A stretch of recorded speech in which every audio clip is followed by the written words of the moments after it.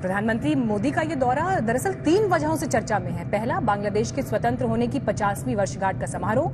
दूसरा, बंग बंधु शेख मुजीबुर रहमान का जन्म शताब्दी वर्ष। और तीसरा, भारत बांग्लादेश के कूटनीतिक रिश्तों का भी 50वां वर्ष।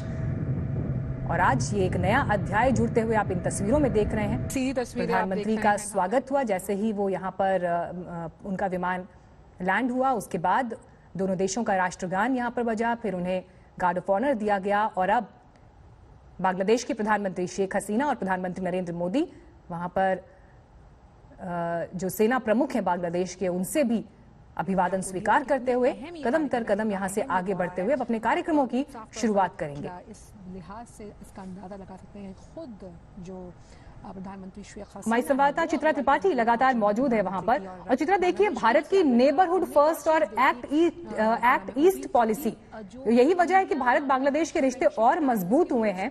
और आज इस कार्यक्रम के जरिए वो रिश्ते नई ऊंचाइयों पर जाएंगे। और अगर कोरोना काल का भी जिक्र करें तो देखिए, भारत की वैक्सीन मैत्री के तहत तो सबसे ज्यादा डोजेज बांग्लादेश को मिले हैं। और ये घटनाएं ये बताती हैं कि किस तरह से पड़ोसी देशों के लिए जो नई लीडरशिप भारत में रही है, प्रधानमंत्री नरेंद्र मोदी के कार्यकाल में जो बढ़ी है, उसने पड़ोसी देशों के साथ रिश्तों को मजबूत करने के लिए कैसे एक के बाद एक कदम उठाए हैं। प्रधानमंत्री नरेंद्र मोदी की आगवानी के लिए पहुंची, वो भी दिखाता है कि संबंध कितने दुनिया की इतनी बड़ी आबादी को रिप्रेजेंट करता हो। इसी वजह से हिंदुस्तान अपना बड़ा दिल भी दिखाता है। लेकिन देखिए, जो तस्वीरें हमारे दर्शक इस वक्त सामने देख रहे हैं, गार्ड ऑफ ऑनर हुआ, उसके पहले दोनों ही मुल्कों के राष्ट्रगीत यहाँ पर, राष्ट्रगान यहाँ पर गाया गया। एक तरफ हमारा जनगण मन तो वहीं दूसरी तरफ बांग्लादेश का अमर सोनार बांग्ला। आपको बताते चले कि गुरुदेव रविंद्रनाथ टैगोर ने बांग्लादेश के राष्ट्रगान की इन पंक्तियों को लिखा है।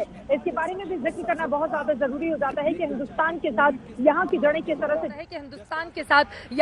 किस तरह से जुड़ी हुई हैं। 1906 में बंग भंग के दौरान जब अंग्रेजों ने बंगाल को धर्म के आधार पर 2 हिस्सों में बांटने की कोशिश की थी, उस समय बंगाल के एकीकरण के लिए रविंद्रनाथ टैगोर की ओर से ये गीत लिखा गया था, जिसके प्रथम 10 पंक्तियों को जब पाकिस्तान से अलग होकर बांग्लादेश अलग देश बना तो 1972 में उसकी 10 पंक्तियों को शुमार किया गया। और तब से गुरुदेव रविंद्रनाथ टैगोर की वो 10 पंक्तियां यहाँ के राष्ट्रगान के तौर पर यहाँ की विरासत को और ज्यादा आगे बढ़ाने में, यहाँ के गौरव का गुणगान करती हुई इन पंक्तियों के जरिए नजर आती है। तो वहीं दूसरी तरफ हम सबका, हमारा और आपका जनगण मन है। तो इस लिहाज से भी समझिए कि हिंदुस्तान का बांग्लादेश के साथ किस तरह का रिश्ता रहा है। और यकीनन वो रिश्ता इन लाइनों के जरिए, इन तस्वीरों के जरिए दुनिया के सामने समय समय पर आती भी रही है। मीनाक्षी, जो इस वक्त हमारे दर्शक तस्वीरें देख रहे हैं, तब देखिए अब इसके बाद सीधे जो शहीद हुए थे यहाँ के जो सैनिक, उनके स्मारक पर जाकर अपनी श्रद्धा सुमन प्रधानमंत्री नरेंद्र मोदी की ओर से अर्पित किए जाएंगे। उसके बाद उनका आगे का तमाम दूसरा जो कार्यक्रम है, आज दिन भर का रहने वाला है,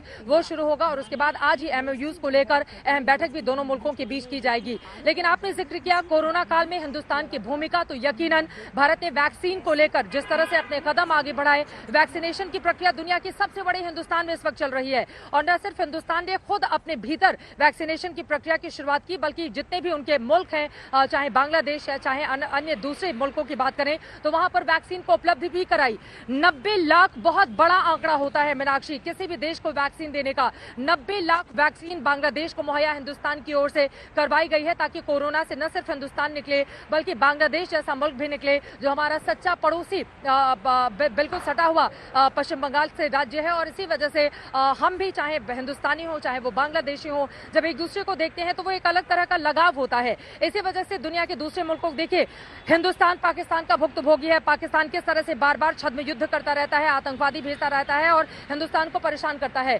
बिल्कुल उसी तरह पाकिस्तान ने किस तरह से बांग्लादेश की स्थिति बनाकर रख दी थी। अगर हिंदुस्तान नहीं रहता तो बांग्लादेश इस तरह से आजादी की सांस भी शायद नहीं ले पाता। 1971 की अगर हम युद्ध की बात करें, जिस समय पाकिस्तान को मुंह की खानी पड़ी थी। इसके पहले भी हम सब जानते हैं पाकिस्तान 1965 में बुरी तरह से परास्त हुआ था, लेकिन वो बाज नहीं आया। तो इसलिए भी जरूरी हो जाता है कि जो हमारे पड़ोसी, हमारे मित्र देश हैं, उनसे अपने संबंधों को और ज्यादा हम मजबूत करें, ताकि पाकिस्तान जैसे पड़ोसियों को सबक सिखाया जा सके।